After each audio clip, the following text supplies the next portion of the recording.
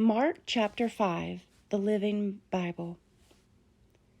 When they arrived at the other side of the lake, a demon-possessed man ran out from a graveyard just as Jesus was climbing from the boat.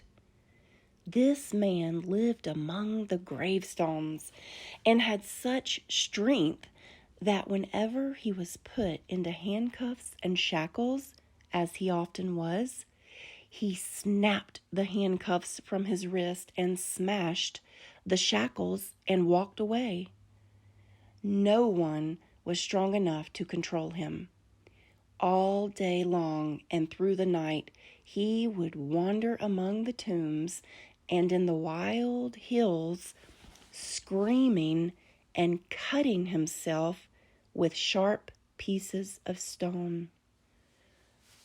When Jesus was still far out on the water, this man had seen him and had run to meet him and fell down before him. Then Jesus spoke to the demon within the man and said, "Come out, you evil spirit." It gave a terrible scream, shrieking, "What are you going to do with me, Jesus, Son of the Most High God? For God's sake, don't torture me." "What is your name?" Jesus asked the demon, and the demon replied, "Legion, for there are many of us here within this man."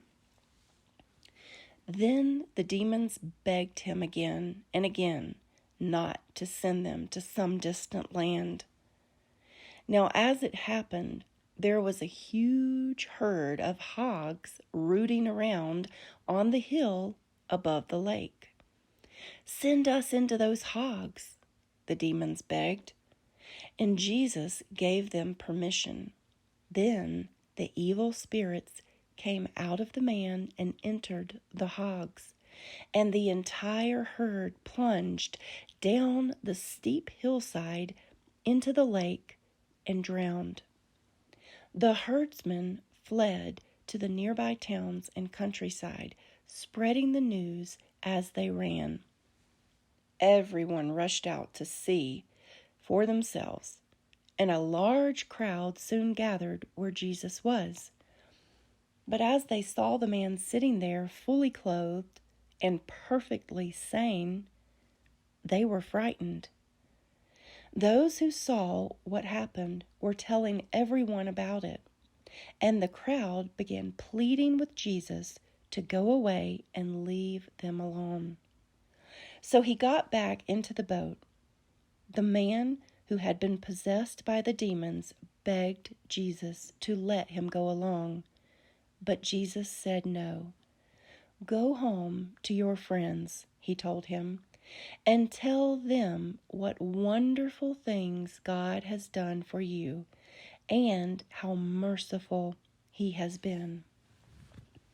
So the man started off to visit the 10 towns of that region and began to tell everyone about the great things Jesus had done for him, and they were awestruck by his story. When Jesus had gone across by boat to the other side of the lake, a vast crowd gathered around him on the shore.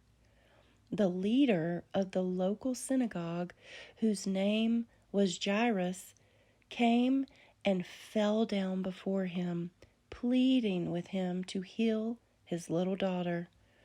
"She is at the point of death," he said in desperation. "Please come and place your hands on her and make her live." Jesus went with him, and the crowd thronged behind. In the crowd was a woman who had been sick for 12 years with a hemorrhage. She had suffered much from many doctors through the years and had become poor from paying them and was no better, but in fact was worse. She had heard all about the wonderful miracles Jesus did, and that is why she came up behind him through the crowd and touched his clothes. For she thought to herself, If I can just touch his clothing, I will be healed. And sure enough, as soon as she had touched him, the bleeding stopped, and she knew she was well. Jesus realized at once that healing power had gone out from him.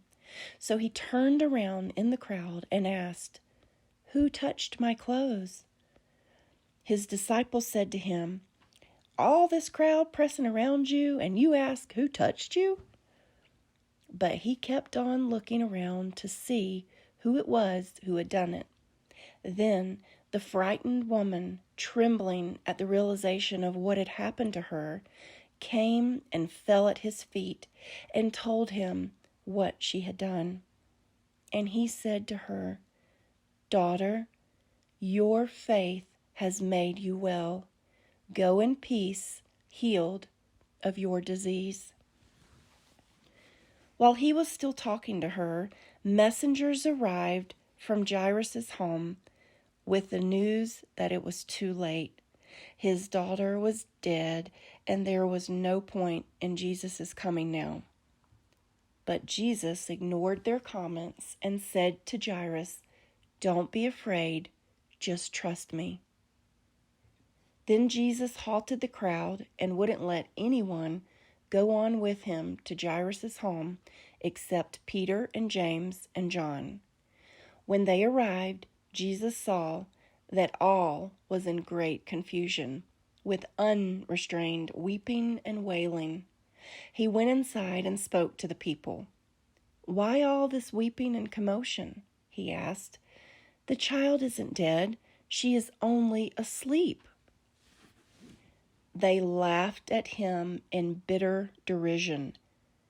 But he told them all to leave, and taking the little girl's father and mother and his 3 disciples, he went into the room where she was lying. Taking her by the hand, he said to her, "Get up, little girl." She was 12 years old, and she jumped up and walked around. Her parents just couldn't get over it.